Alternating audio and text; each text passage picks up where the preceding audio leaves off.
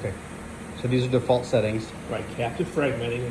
Whatever one is lit up is the highlighted, whatever's highlighted is when it's active on the pedal. Okay. If you tap this one, notice how it switches. Yep. That's our dusting setting. Okay. Both, you'll notice, are at 10 watts. Yep. Okay. Dustings is a less power, faster speed. Okay. Captive fragmenting, more power, slower speed. Okay. Okay. That's a good place to start if you really have no idea where you want to start out. Or a doctor says, I don't care, give me something to start out with. It's a good all-around setting. Okay. Okay? Because if you tap the drop-down menu, there's a whole bunch of stuff here, okay? Okay. The ones that you might use would be called flex short pulse. This is what the doctors refer to as a popcorn setting. Okay. Right? If they say, hey, give me a popcorn setting, and let's say he's over here, he's dusting, we'll just tap a hit popcorn, hit short pulse, flex, short pulse, that'd be a popcorn setting. And then you just tap to go back to dusting. Like here, go back to captive fragment. Standard captive fragment. Okay. Okay. And you said captive fragmenting means it's going to try to suck the stone back towards you? The pulse is designed to try to pull the stone back into the laser fiber. It's copied after the Moses laser, which was it's a big trade name laser amongst the urologists. Yeah. All right, so we have a couple things we have to look at here. Notice this. This is giving us some information. It's a laser stop was pressed. Okay, so it could be when they moved it or something. Make sure you pull it out. Okay. Okay, because if it's not, the laser will not operate. Okay. Okay. Now it says no light guide connected. That means no fiber. Okay. There's no fiber connected right now. And that fiber goes through here. There's the aperture. Yep. It's in there a little bit. You're familiar with laser fibers. You Yep. know how to put them in, right? No Yep. big deal. Any error codes that pop up, there'll be a red bar across the top here. Most of the error codes that pop up are usually a software issue. Sometimes it's a power fluctuation in the building. Okay. And it'll pop an error code. It'll say tap to resume or tap to clear. Okay. You tap it and it'll go back to normal. Okay. If it doesn't, then you know you got a problem. Okay. And you could do a complete power down or a hard stop, hard restart, see if that clears it. If that still doesn't clear it, and you're toast. It's time for donate service. As I mentioned to you yesterday about our totals, that's all down here.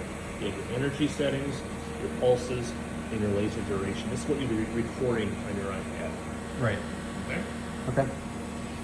Some things you can do, like if it's really busy and you're like, oh gosh, I'm doing this, grab your phone out, take a picture of it. Okay. And then you can work on filling it out a little later. Menu items, not a whole lot on the menu. The volume of those ding dings that you use for when the laser starts lasing. If you want to turn the volume down or turn it up, you can do that. This is all fitness, normal stuff, options. Time to auto power off. This one doesn't have that. Okay. So it'll never power down. Auto standby, that's kind of interesting. I didn't have that. Okay, so this is at a 5 minute. If it's not used in 5 minutes, it'll automatically go into standby. Okay. Kind of cool. Operation mode, therapy out. Okay, good. Okay, let's get back out of here. The other thing a doc might say is,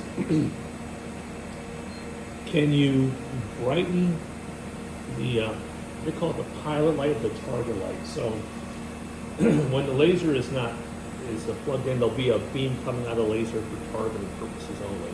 Okay. This controls it. It'll bring up, down, make it flash, or off. Okay. Docs don't like it at all.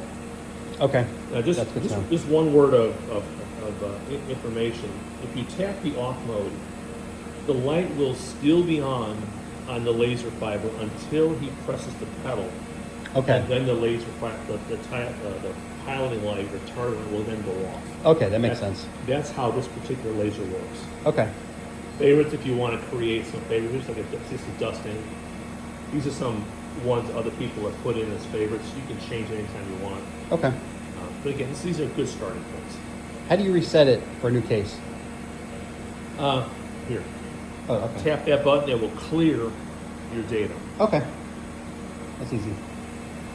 Now, also, you see it says it executes a self-test after the therapy session if you press that. Okay, cool. We'll kind of go through its cycle again, and we're good to go for the next one. Because it's it can be a little loud. Sometimes they don't really like it to be on when patients are waking up or when they're coming in the room. So to power it down, you just tap the blue button over here one time and say, sure you want to power off. And then do not flip that switch until you know everything, the fan is stopped, the whole thing is.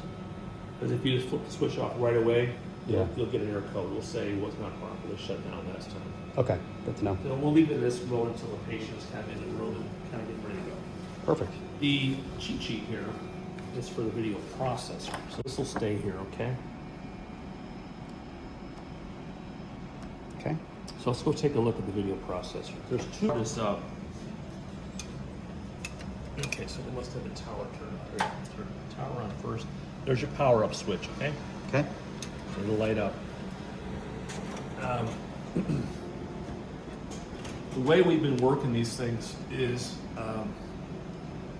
we change the input on the monitor to change between their cystoscope and the flexible reader scope, because he'll use both in the case. I'll start with cystoscope, switch to that. When he wants to switch, hit input, switch to DVI, rotate this down, press the button, and then you'll see in a moment this will pop up. Okay. Give it a moment, it should pop up. Now, I don't know which one is which here, but one of these is ours, and the other one is for this thing up here. So, let's see if we switch these out, if that changes it. If that gives us what we want. Input. HDMI. Just not getting anything here. Oh, that much. Isn't that fun? I don't know if this is the one that okay, no, this is the one we brought in. Okay, so that was correct. Correct. There we go. So we go to HDMI. Okay, thank you. HDMI. All right, so this is the opening screen for the Axis processor. Okay. You have to get rid of this in order to do the white balance. Notice it says press this to skip.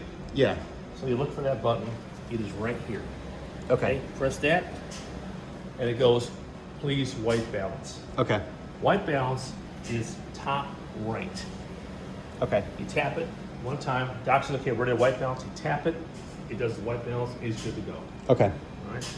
So I'm going to mark these. All right. So those are the two buttons we need. We've got the white balance. So we normally put down first, then WB white balance. Okay. Easy enough. All right. Yep. Double check how to do it as well. Okay. What was that? HDMI 4?